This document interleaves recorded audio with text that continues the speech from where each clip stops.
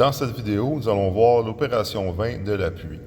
Donc, dans cette opération, seulement 2 séquences étaient exécutées. Donc, dans un premier temps, on va venir dresser la face en référence avec la face qui a été tronçonnée à l'opération 10. Il s'agit ici d'amener la pièce à une épaisseur 375 mm, plus ou moins 5. Et la seconde séquence, c'est tout simplement l'identification. J'en profite pour mentionner que lorsque le petit logo, le petit losange ici avec la flèche, donc le losange signifie un symbole d'identification. Donc la flèche représente la surface laquelle on doit identifier la pièce. Pour ce qui est du dressage de la face, remarquez bien ici la localisation. On se trouve à avoir un adaptateur cylindrique. Donc, il s'agit d'outillage, il s'agit d'un gabarit de montage.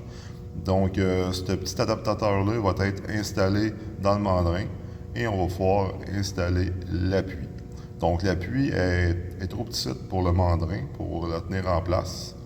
Puis, l'avantage qu'on va y avoir aussi avec cet adaptateur-là, c'est que on va avoir une localisation en Z. Donc, vu qu'on a 3 appuis à faire, on va avoir avantage de les faire en même temps et de se servir de la localisation en Z pour répéter une épaisseur de pièces identique sur nos 3 pièces.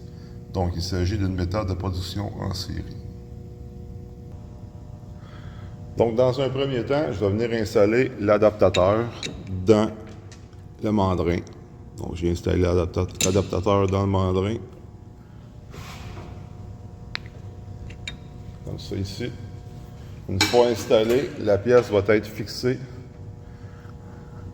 dans le mandrin à l'aide d'une petite vis de pression qui est sur l'adaptateur. Donc, je vais pouvoir venir installer la pièce à l'intérieur, donc localisée en Z. Donc, je vais l'appuyer pour qu'il soit appuyé au fond mon adaptateur. Avec la petite vis de pression, je vais venir faire un petit serrage sans trop exagérer. C'est quand même une petite vis, l'outil est petit. C'est tout simplement pour maintenir la pièce en place. Donc, comme le dressage qu'on a fait à l'opération 10, on va prendre l'outil à contourner, on va venir dresser la face. Donc, même sur une surface qui semble être usinée, vu l'opération précédente du tronçonnage, il s'agit ici de considérer que c'est une surface brute. La pièce a été tronçonnée en surépaisseur. On va voir en théorie, dans le fond, la notion par rapport à la surépaisseur à laisser au tronçonnage.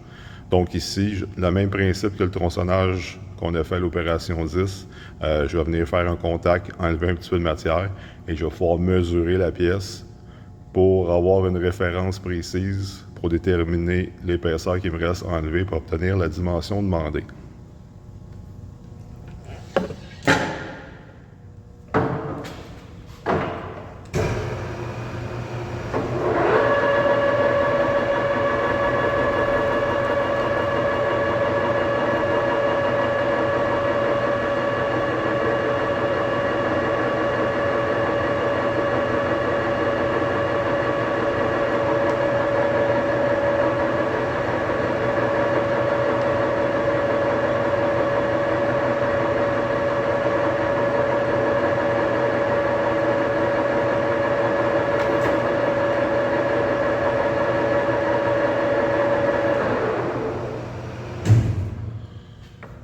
Donc ici, après avoir fait contact, j'ai fait un Z0 et j'ai enlevé un 10 millième d'épaisseur de matériel pour avoir une surface usinée en référence.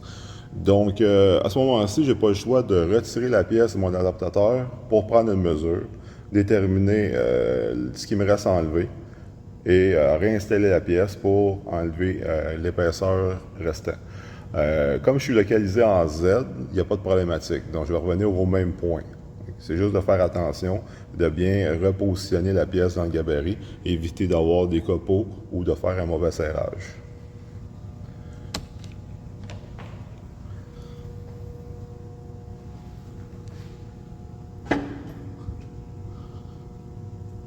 Je vais venir desserrer la pièce.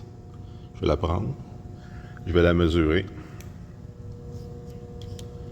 Donc, j'ai 427 millièmes. On va avoir 375. Donc, j'ai 52 millièmes enlevés. Idéalement, pour éviter le moins de marques possible sur la pièce, on voit une petite marque avec la vis de pression sur ma pièce. Je vais essayer de la remettre au même endroit. OK? Donc, je la mets vis-à-vis, puis lorsque je vais serrer la vis, je vais pouvoir sentir lorsque je viens de tomber dans les mêmes marques de ma vis de pression. C'est ici. Je vais faire mon petit serrage final. Donc, j'ai replacé la pièce au même endroit, donc 52 millièmes. On n'ira pas 52 millièmes du même passage. On va y aller en ébauche, puis se garder une petite finition. Donc, je vais y aller par étapes pour enlever la matière restante.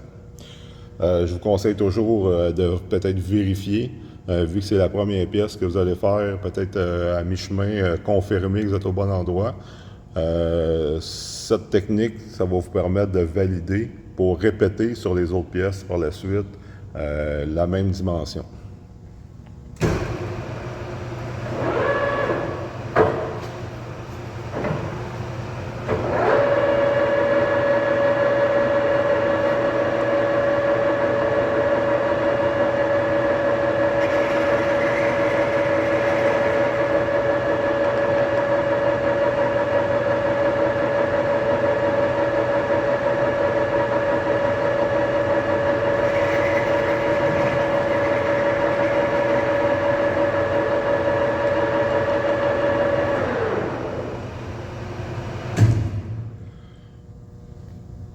Donc, j'ai fait un arrêt. Je vais vérifier, comme je vous ai dit, je vais m'assurer d'être correct.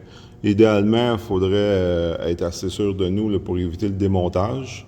Mais juste pour l'expérience, je vais vérifier.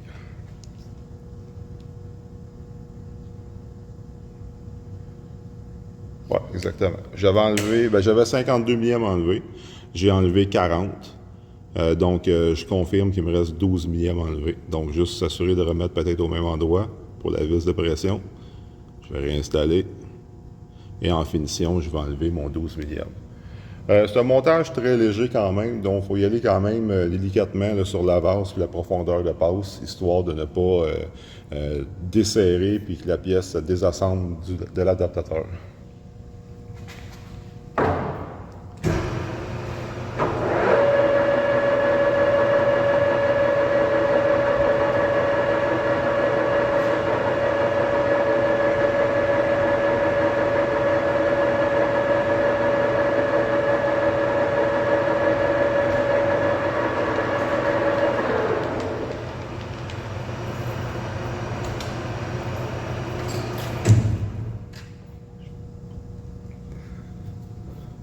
Donc là, j'ai terminé la pièce.